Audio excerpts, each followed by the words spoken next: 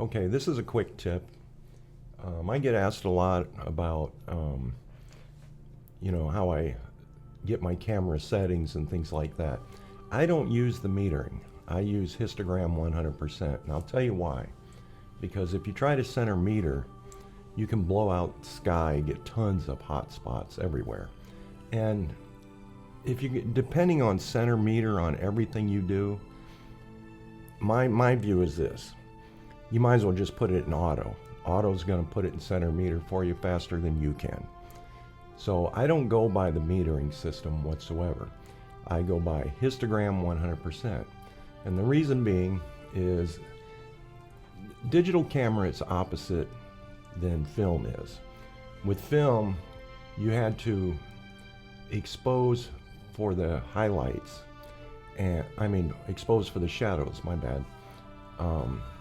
Because if the photo was too dark, you couldn't retrieve the details in those shadows. Well, it's the opposite with digital. And I'm learning everything's the opposite of film with digital cameras. Just like they did everything in darkroom, we do everything in Lightroom. So this is an extreme example. Now, what I've done is I point my camera at the sky.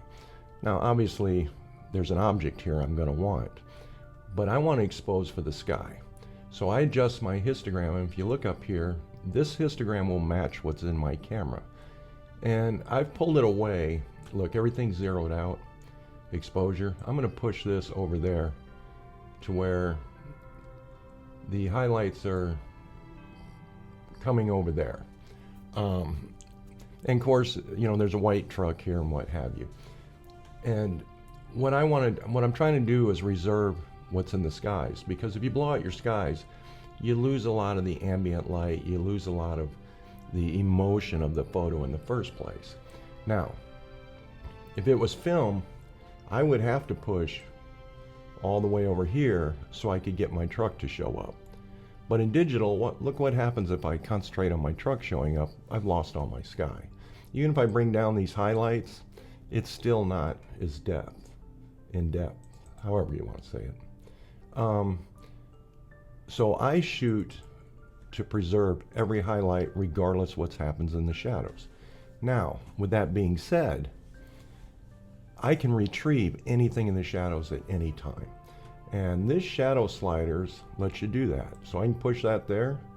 Well, let me put it back real quick. I can push up the exposure to where I want to get things.